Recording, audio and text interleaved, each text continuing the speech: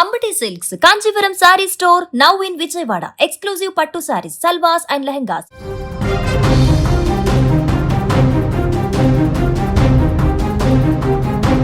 కన్న కొడుకు ఉన్నత చదువులు చదివాడు, అమెరికాలో మంచి ఉద్యోగం సాధించాడు. ఇక తమ కష్టాలన్నీ తీరిపోయాయని ఆ తల్లిదండ్రులు ఎంతగానో మురిసిపోయారు. కానీ వారి ఆనందం 3 నాళ్ల ముచ్చట అయింది. విధి ఆడిన వింత నాటకంలో చేతికొచ్చిన కొడుకు, వారి కళ్ళెదుటే ఎదిగిన బిడ్డ శాశ్వతంగా తిరిగిరాని లోకాలకు వెళ్ళిపోయాడు. పుట్టినరోజు నాడే విగత జీవిగా మారడంతో ఆ తల్లిదండ్రుల రోదన ఇప్పుడు కలిచివేస్తోంది. విజయనగరం జిల్లా బొబ్బిలి మండలం పిరిడి గ్రామానికి చెందిన సింగిరెడ్డి సాయి శ్రీ హరికృష్ణ ఎంతో కష్టపడి ఇంజనీరింగ్ పూర్తి చేశాడు. తనకంటూ ఒక మంచి భవిష్యత్తును నిర్మించుకోవాలని తన తల్లిదండ్రులు రమ శ్రీనివాసులకు అండగా నిలబడాలని ఎన్నో ఆశలతో ఎంఎస్ కోసం అమెరికా వెళ్ళాడు. పగలు రాత్రి కష్టపడి చదివాడు. ఎంఎస్ పూర్తి కాగానే కేవలం 3 నెలల క్రితమే అమెరికాలో ఒక మంచి ఉద్యోగం కూడా సంపాదించాడు. కొడుకు ప్రయోజకుడయ్యాడు అన్న వార్త విన్న ఆ తల్లిదండ్రుల ఆనందానికి అవధులు లేవు. ఊళ్ళో వాళ్ళందరికీ గర్వంగా చెప్పుకున్నారు. కానీ ఆ సంతోషం ఎక్కువ కాలం నిలవలేదు. ఇక గత శనివారం హరికృష్ణ పుట్టినరోజు,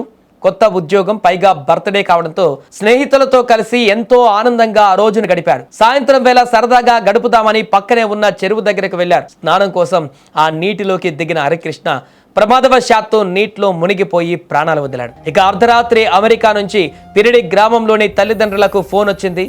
మీ అబ్బాయి ఇక లేరు అన్న మాట వినగానే ఆ తల్లిదండ్రుల గుండె ముక్కలైంది. బర్త్డే విషెస్ చెప్దామనుకున్న ఆ నోట ఇప్పుడు కన్నీటి రోదనలు మాత్రమే మిగిలాయి. మరోపక్క చేతికొచ్చిన కొడుకు ఇలా చిన్న వయసులోనే అకాల మరణం చెందడం పట్ల ఆ ఊరంతా కన్నీరు మున్నీరుగా విలపిస్తుంది. ఈ హృదయ విదారకర ఘటన పైన మంత్రి కొండపల్లి శ్రీనివాస్ గారు కూడా తీవ్ర దిగ్భ్రాంతి వ్యక్తం చేశారు.